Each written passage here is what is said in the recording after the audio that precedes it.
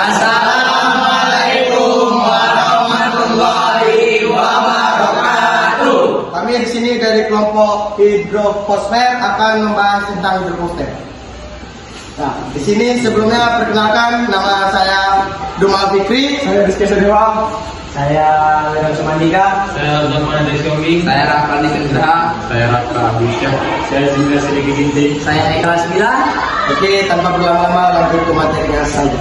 Nah, sebelumnya kita harus mengetahui terlebih dahulu apa itu yang dimaksud dengan hidrosfer. Hidrosfer adalah lapisan air yang menyelimuti bumi, termasuk laut, sungai, danau, air tanah, geyser atau uap air yang ada di atmosfer. Oke, lanjut. Nah, yang pertama adalah ada di sini yang namanya itu siklus hidrologi. Jadi siklus hidrologi itu adalah proses di mana air yang ada di permukaan bumi naik ke atmosfer lalu turun lagi ke bumi sebagai hujan. Ada beberapa tahap dalam siklus hidrologi. Yang pertama ada evaporasi, yang dimana air yang ada di permukaan bumi naik menjadi awan. Atau bisa juga air tersebut naik dari tumbuhan melalui proses fotosintesis, disebut dengan transpirasi. Setelah menjadi awan, awan tersebut akan didorong oleh angin lalu turun sebagai hujan yang disebut presipitasi. Itu adalah siklus pendek, di mana siklus yang terjadi dalam jangka waktu yang tidak terlalu panjang. Dan jika dia terjadi dalam siklus yang panjang, maka ia akan terdorong ke sini, ke atas gunung yang menjadi kondensasi, yaitu turunnya hujan yang ada di atas gunung. Lalu terjadi ada peristiwa runoff, yaitu air yang ada di atas gunung tersebut akan turun ke danau melalui sungai dan turun lagi ke lautan. Lalu ada soil water. Soil water adalah air tanah, yaitu air yang diserap langsung oleh tanah yang tidak turun ke permukaan bumi lainnya. Lalu di sini ada infiltrasi. Infiltrasi adalah proses di mana air tersebut diserap oleh tanah. Jika soil water adalah air tanah, maka infiltrasi adalah proses atau tempat terjadinya penyerapan air tersebut. Lalu yang terakhir ada subsurface outflow, yang dimana air yang ada di bawah tanah akan membentuk aliran untuk kembali ke danau atau sungai.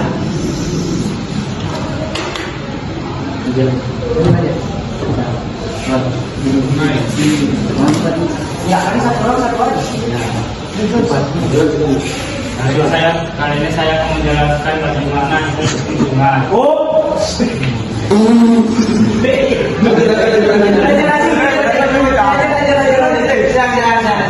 Nama mata air adalah sumber awal aliran sungai yang biasanya muncul dari pegunungan atau air yang bersumber dari pegunungan ini. Lalu lanjut dengan anak sungai, yaitu cabang-cabang kecil yang bergabung dengan sungai utama. Itu dari sini sampai ke sini. Lalu ada pertemuan sungai. Tempat ini di mana anak sungai bergabung dengan sungai utama, yaitu berada di sini. Terus lalu ada sungai, aliran air yang mengalir dari hulu ke hilir menuju laut, danau atau muara yang berasal dari sini. Lalu dilanjutkan dengan meander atau tikungan besar pada aliran sungai yang terbentuk karena erosi dan sedimentasi.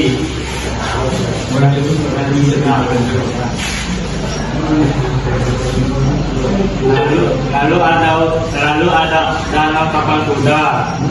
Dan itu adalah terbentuk dari meander yang terputus akibat perubahan aliran sungai karena erosi dan sedimentasi. Itu berada di sini. Ini tidak terhubung dengan sungai. Lalu ada gosong sungai, yaitu adalah timbunan pasir atau lumpur di tengah sungai. Ada di sini, seperti pulau. Lalu ada delta, yaitu endapan material yang membentuk daratan di muara sungai saat bertemu laut. Itu ada di sini.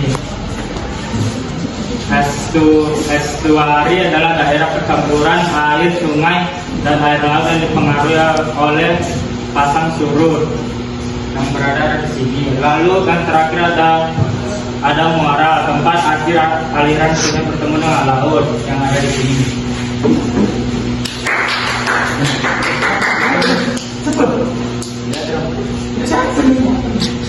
Udah kan satu saja. Satu aja, saya pengen nih kalau nggak ada lanjut langsung. Diagram daerah aliran sungai atau disingkat DAS. Gambar di samping menunjukkan diagram daerah aliran sungai yang disingkat DAS dengan berbagai elemen pentingnya. Berikut informasi yang terdapat dalam gambar. 1. Punggung atau batas DAS merupakan batas alami DAS yang memisahkan aliran air menuju DAS yang berbeda. 2. Hujan menunjukkan sumber utama air yang mengalir ke DAS. 4. Pertanian area yang digunakan untuk kegiatan pertanian di dalam DAS. 5. Dalam badan air yang berfungsi sebagai penampungan alat di dalam sistem DAS. Baru 6. Ada subdas bagian fisik dari DAS yang memiliki aliran air sendiri sebelum bergaul. Bagian segini apa? 7. Zona pelindung atau riparian. Area vegetasi di sekitar sungai yang berfungsi untuk ekosistem sungai dan mencegah erosi. 8. Outlet atau muara, titik akhir dari DAS di mana air bermuara ke laut, danau atau sungai yang lebih besar. Lalu ada pola aliran sungai. 1. Identik pola dendritik, pola seperti cabang pohon biasanya terbentuk di wilayah dengan struktur batuan yang homogen. 2. Aliran menyebar keluar dari pusat sering ditemukan di sekitar Gunung Merapi. 3. Relief sama dengan anak-anak sungai yang sejajar, biasanya di wilayah pantahan. Yang keempat ada pola aliran berbentuk kota akibat dua. Yang kelima ada seperti tikungan sungai. Yang keenam ada alat otomatik, pola aliran bercabang dan menyatu kembali. Sudah ada distributari, pola aliran yang menyebar biasanya di delta sungai. Selanjutnya ada laut. Zona laut ada yang dibagi berdasarkan kedalamannya. Yang pertama zona intertidal, yaitu wilayah pasang surut. Tempat isinya gampang dan halus surut yang ada di sini. Yang kedua zona dari 5 sampai 200 meter. Masih mendapatkan banyak cahaya kayak ikan, plankton, dan terumbu karang. Yang ketiga zona plagik. Zona plagik pun terbagi menjadi 3, yaitu zona kotik. Zona kotik dari 0 sampai 200 km. Banyak cahaya, tempat fotosintesis terjadi. Zona twilight 200 sampai 1000 meter. Cahaya mulai masuk, banyak ikan-ikan cahaya. Dan terakhir zona apotik dari 4.000 meter sampai 6.000 meter. Adalah total. Tekanan tinggi dihuni hewan lautan dalam seperti yang keempat zona destruktif, dasar laut dihuni binatang laut seperti mentimun laut dan spon. Zona adal lebih dari 6.000 meter. Paling laut terdalam, tekanan sangat tinggi, sedikit kehidupan. Oke, di sini saya akan menjelaskan tentang danau berdasarkan proses pembentukannya. Yang pertama ada danau tektonik, yaitu danau yang disebabkan dari kedua proses, yaitu tektonik dan vulkanik. Tektonik adalah pergerakan efek. Vulkanik adalah segala aktivitas yang berhubungan dengan gunung berapi. Proses ini bermula-mula ketika gunung berapi meletus. Lalu gunung berapi meletus ini membuat daerah di sekitarnya atau batuan dan tanah menjadi merosot dan membentuk tikungan yang baru yang sangat besar. Lalu partisipasi dari tektonik ini adalah membuat kedalaman dari gunung berapinya itu menjadi sangat dalam atau bisa disebut dengan kaldera. Baru ada membuat tikungan itu berubah bentuknya. Kaldera tersebut, ciri-ciri dari tektovulkanik, ciri-cirinya yang pertama terdapat pulau di tengahnya karena gunung berapinya meletus dan membuat magma di dalamnya, membuat magma di dasar kaldera tersebut terangkat sehingga dasar kaldera tersebut menjadi pulau. Lalu contohnya ada di Danau Toba, Sumatera, Danau Toba. Baru yang kedua ada danau tektonik. Danau tektonik adalah danau yang disebabkan dari proses pergerakan lempeng, yaitu patahan atau lipatan. Patahan tektonik ini membuat cekungan dan kedalaman danau itu menjadi sangat dalam. Ciri-cirinya adalah danau ini sangat dalam, memiliki kontras warna yang cerah, baru memiliki organisme yang banyak dan suhunya stabil. Lalu yang ketiga ada danau gletser. Danau gletser adalah danau yang disebabkan oleh pengikisan dari erosi glasial, dan danau ini terjadi ketika musim panas atau musim gugur. Karena danau gletser ini adalah pengertian dari danau yang memiliki gletser adalah pengertian dari endapan air atau es yang sangat banyak. Lalu ketika mencair akan membuat danau. Cekungan tersebut dari erosi glasial.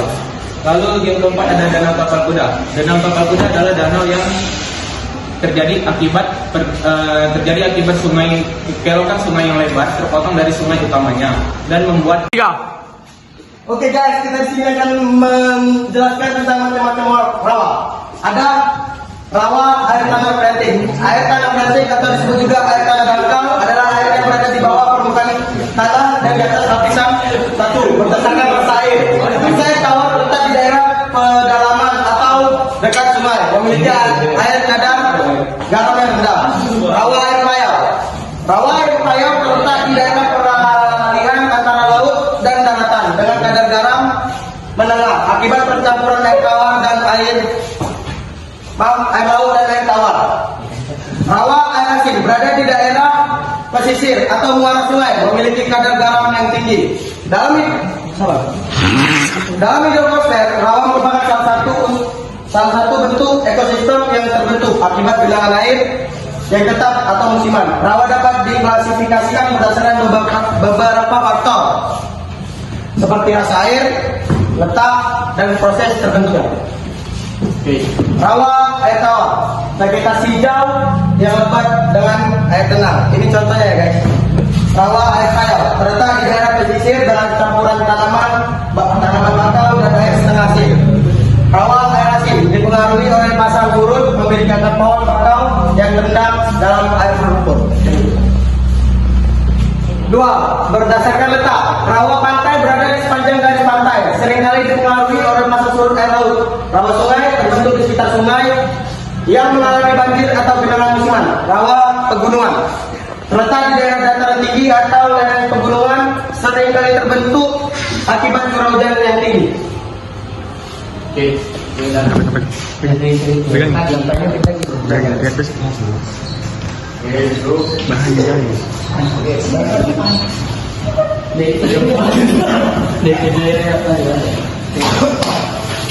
Oke, itu saja dari presentasi kami. Sabar.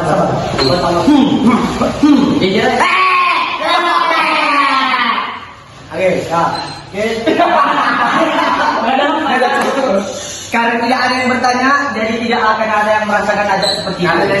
Oke, sekian video presentasi dari kami. Wabillahi taufiq wal hidayah. Assalamualaikum warahmatullahi wabarakatuh.